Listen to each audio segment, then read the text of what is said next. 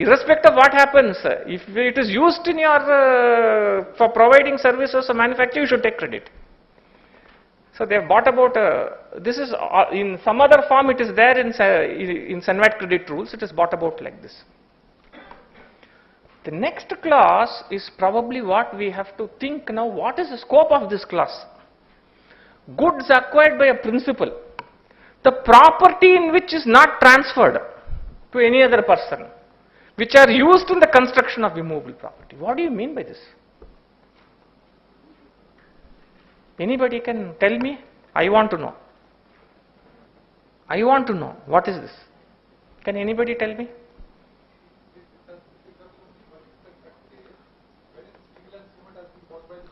Exactly.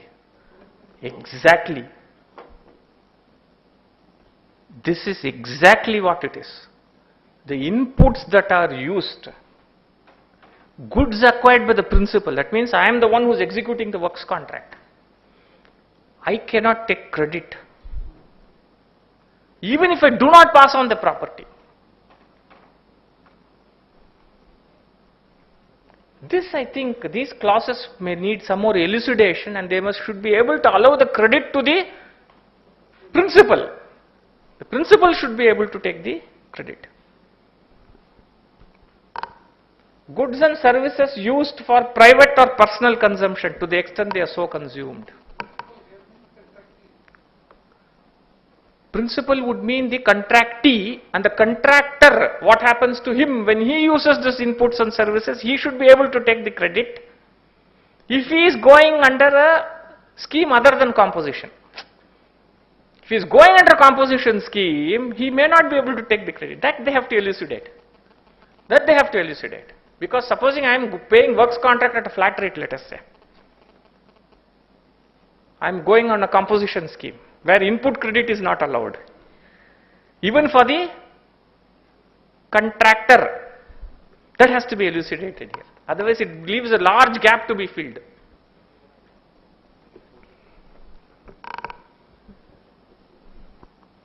Now you see,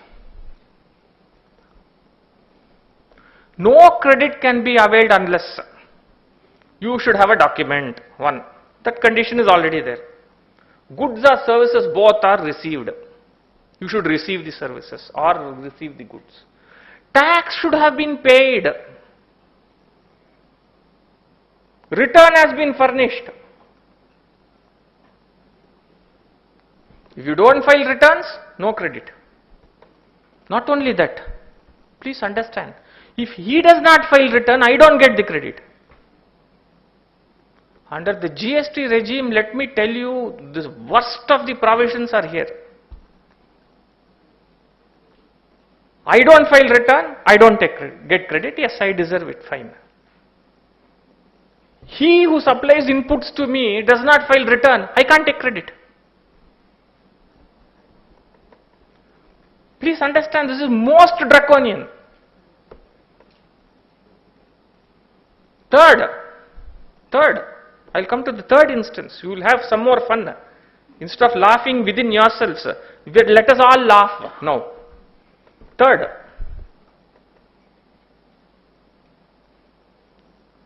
if that man has not paid tax, I don't get credit.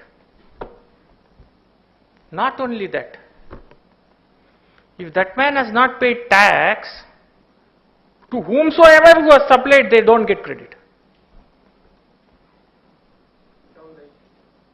Across the board. Because if he has not paid tax, if you look at the one of the provisions, I don't know where I have kept it. There is a specific provision, I think, in see this, section 27(4). When return is filed without payment of full tax, the return is treated as not valid for allowing input tax credit in respect of supplies made to such person.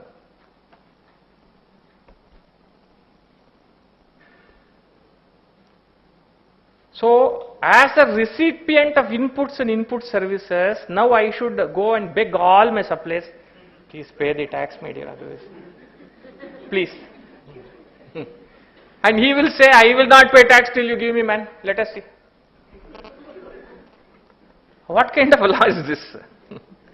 I can't understand how they will implement this law, and you look at your own fate. Look at your own fate. No, no. See, I will tell you, TDS is at least they've issued some circular now saying that should not result in prosecution, this, that. This is something which is going to run into lakhs of crores.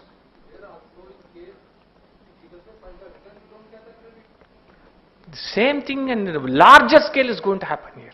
A huge scale. That is what I'm saying. That is why I'm saying this is going to be the single most nuisance value creator for business and chartered accountants, because ultimately business will not comply with this. They will leave you to do the compliance. The department is matching its book. They say if the year filed the taxes and then you get the credit. Yes. Matching it.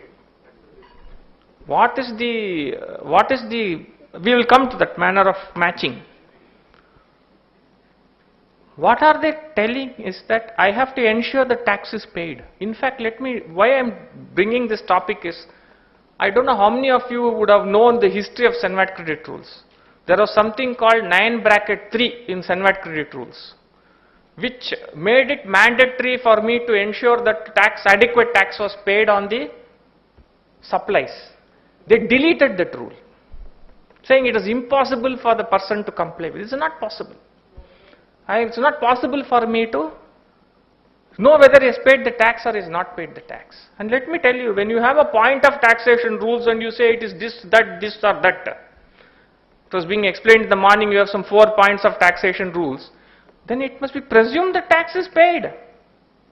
I cannot insist on the recipient of inputs or input services to ensure that the provider will pay the taxes. It is impossible to expect him. Can you ensure that your supplier pays tax? Can you ensure? You can ensure? Can you? No, can you? You ask questions. Can you? Can you ensure?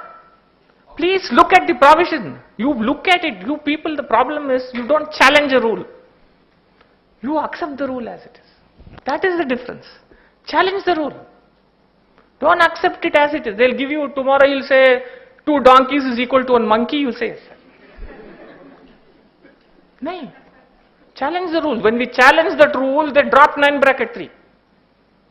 Let me tell you, we challenge the rule, they dropped 9(3). In fact, the Supreme Court in KK Agency's case said it is not possible to expect him to know. Use that decision. Use that decision. So much emphasis I am telling so that the institute will make sure that this goes, because you will not be able to match. What they say, if the rest of the provisions are this matching. Before that I will tell you credit on documents. You can take credit on documents, you see that effective time limit.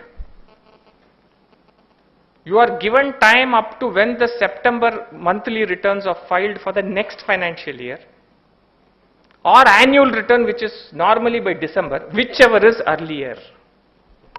In other words, 2016, what is it now? July 2016. I have time till next September 2017 or December 2017, whenever I file whichever is earlier, which means September returns will be filed in the month of October. Till that time, I have time to take credit. All documents that have been issued this year, let us say from April up to next March, I have time till September returns are filed or annual returns, whichever is earlier. Beyond that, I will not be able to take credit. So if you have an old document of more than 1.5, 2 years old, you will not be able to avail the credit. This is very, very important for us to remember. The time limits have been put in GST. You can't carry forward 2 years, 3 years. Earlier we used to advise people taking Senvat credit. Now I will come to a situation, I will ask you a question. Let us say department issues you a notice for the last 5 years. You have not paid tax at all, you have not taken any input credit. What happens? They issue you, they say you are taxable. You say, okay, I am taxable, give me the benefit of input tax credit. Will you get it?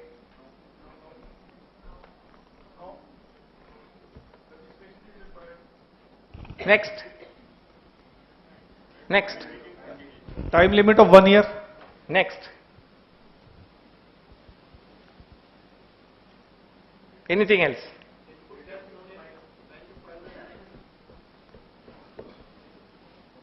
I have not at all filed returns, how can you take credit? Another thing. First time you have been asked to pay tax, can you take credit? Anyone else? This is an extremely controversial issue which is going to come up in GST. In the context of the SENVAT and MODVAT rules, we used to rely on a decision of the Supreme Court in Formica India's case, which is reported in 77 volume of ELT. We used to rely on that, where Supreme Court would say, if you are made to pay tax today, all the consequences of the tax will follow. That means whatever credits you can take, you can take.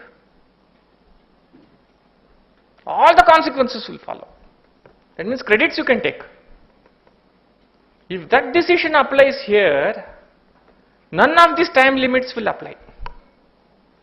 Person who's first foisted with the tax can go back, work out his tax liability after taking into account all his input services and capital goods credit and set it off.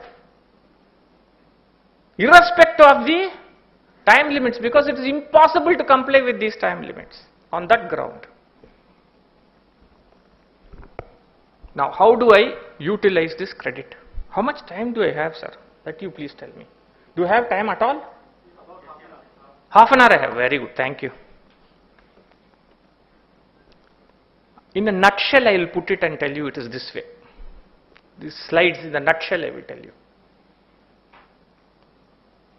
I will take certain credits. As per the law, the credits are provisional. They are not final. I have what is called an electronic credit ledger.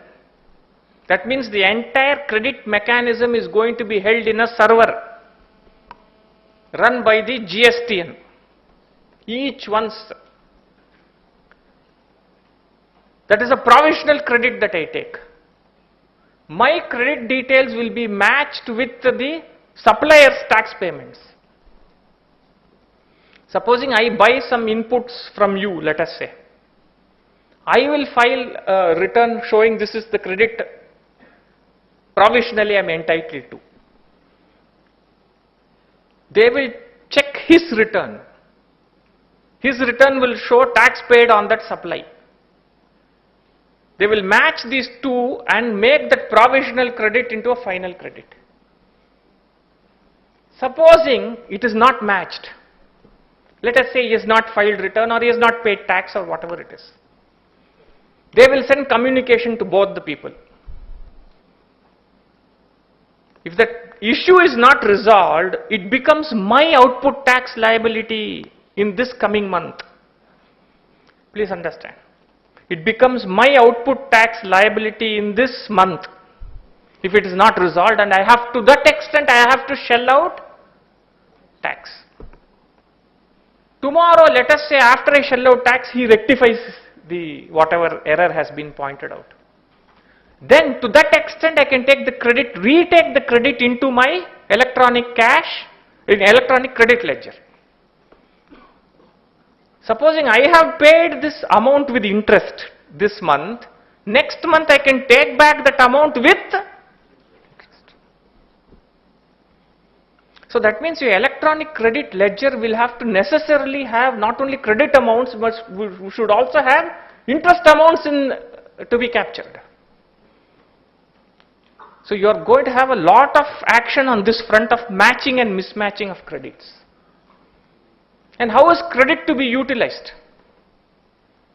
CGST will be utilized first against CGST and then against IGST.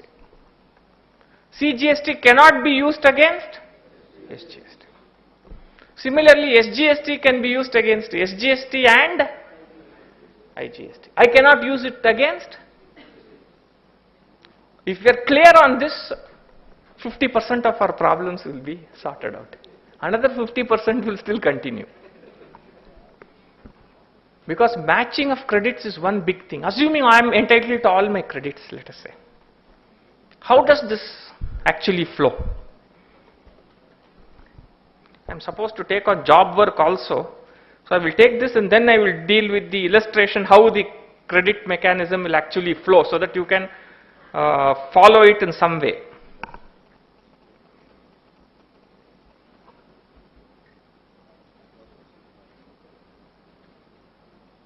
Let me see if I can get that credit flow itself and show you how it works. A very simple illustration.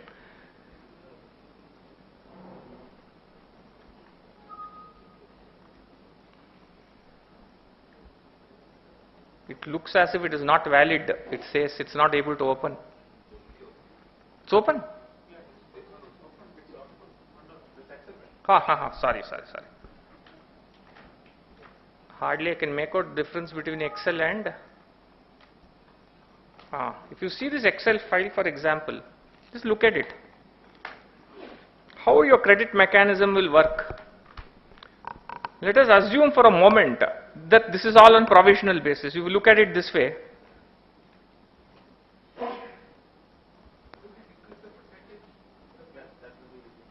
Percentage of, you are all experts, my dear, I am not. Bottom and right side, this one, huh? No. Did I do the correct thing? Yeah, correct. Is that seeable? The last person there, is it seeable? How will I, now? Now? Is it seeable? Little bit? Thank you.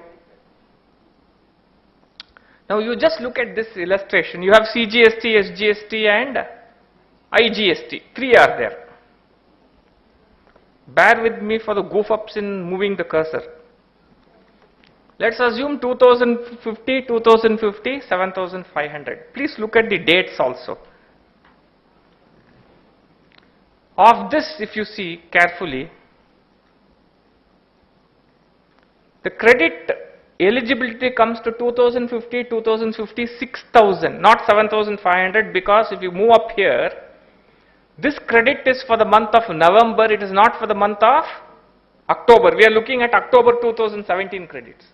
So to the extent an invoice is dated after that date, you don't get the credits, just like what is it there now. Now let us say that he is liable to pay this. This is his liability also. He can utilize up to 2050. Here he can utilize up to 2050. Here let us say his utilization is 5,000 only. Credit is left of 1,000 rupees. Cross utilization, he can utilize this 1,000 rupees of IGST into CGST. In other words, IGST, if I have some excess, I can utilize it first for the purpose of paying CGST. If still I have some balance left, I will be utilizing it for SGST. Simple. The theory is this. If I am liable to pay tax on a supply of goods or services at 20%, let us say, as it was said in the morning, 10% for CGST, 10% for SGST. This 20% will be collected by the central government. Once they collect this 20%, 10% they will keep it to themselves. Another 10% they will transfer it to the state where consumption takes place. Origin state Karnataka, consuming state Delhi means they will transfer this credit to Delhi, which will allow the persons in Delhi to take the credit. Let us say onward sale from Delhi, he transfers the goods again, let us say to Haryana. Once more, he has to pay another IGST. The same credit he has to pay it as IGST and transfer the same 20%. 10% will be kept by the central government and another 10% will be transferred to the state of Haryana. So this process of IGST will continue to get transferred from one place to another. Effectively, it would mean that I will have to have, I do not know how the mechanism is going to come. That means I will have to have an electronic cash ledger with several components. One is CGST, one is SGST and one is IGST. I will have to have all the three running simultaneously.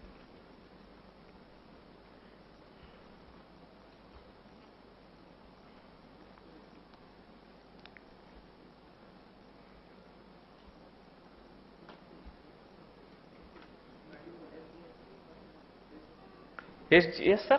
Any doubts? Any doubts, madam? SGST? You have to be registered in every state as per this your GST regime. And the GST regime will run on a unified PAN system. If you see it carefully, including credit mechanism will run on one unified PAN system. If you have one PAN, various businesses, it can be consolidated, but you have to be registered in every state where you have a place of business. I don't think there is going to be an exception on that. The maximum that they may do is if you have, see, it is not possible to have a centralized registration for the simple reason that you may have place of businesses across the states. For that reason, only for CGST you can probably think of centralized, one registration. For SGST it is not possible. One registration for the multiple places of business in the same state? In fact, you can have that also. There is something called a business verticals as per your accounting standards. You could have separate, it is not advisable, but you could. It is not ruled out. If you have various business verticals, you can have separate, registration. If you have one PAN number, however, it will run on the PAN number basis. For example, you want to distribute credit from one vertical to another vertical, you can do it. So that is also possible. How it will work, the rules we have to wait for this. How exactly it will work? We have to see how the rules will be drafted and how it will be placed. Because they are allowing input service distributors like what is there. Whatever ISD provisions are there in Credit rules today, somewhat similar to that is there even now.